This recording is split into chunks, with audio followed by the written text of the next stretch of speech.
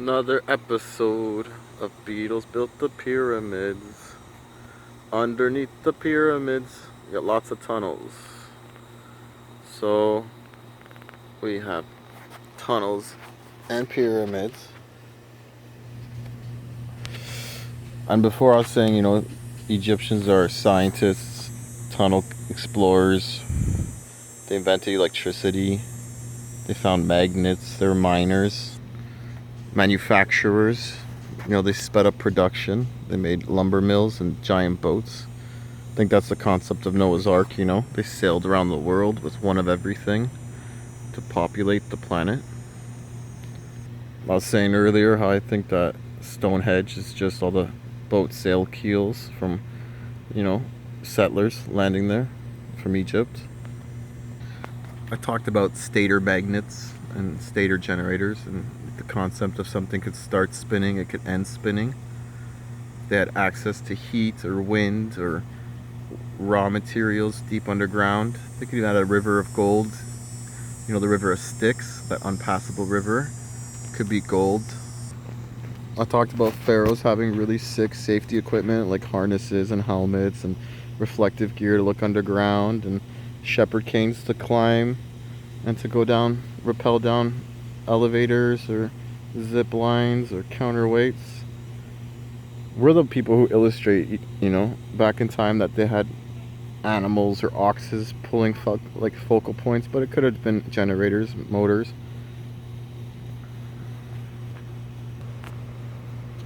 I like the idea that if Egypt was defended by electricity, by giant fucking Tesla coils, anybody who walked up to them wearing any metal would be electrocuted. It'd be such a hard city to defeat if they had electricity guarding them. You'd have to plague the city from a distance.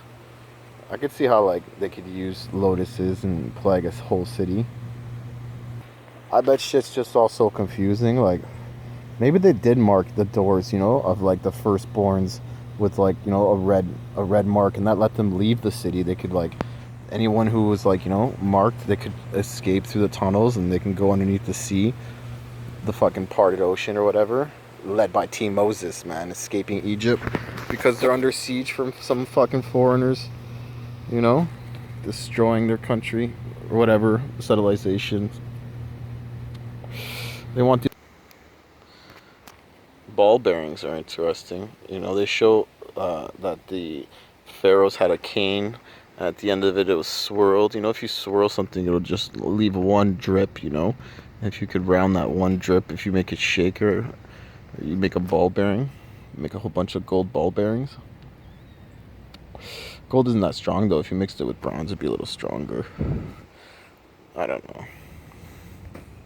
I'm convinced about the electricity, though, because, Egyptians had cats. And if you ever pet a cat at night, if you ever, put your hands through the fur of a cat at night, sometimes electricity sparks between your fingers and you see lots of static electricity being made between your hand and the cat.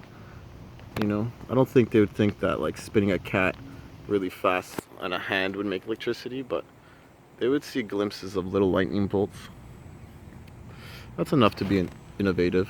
It's enough to question, to look for more. I compare the pyramids to the Great Wall of China, because that was calculated and mass produced, and it was the Great Wall of China was well calculated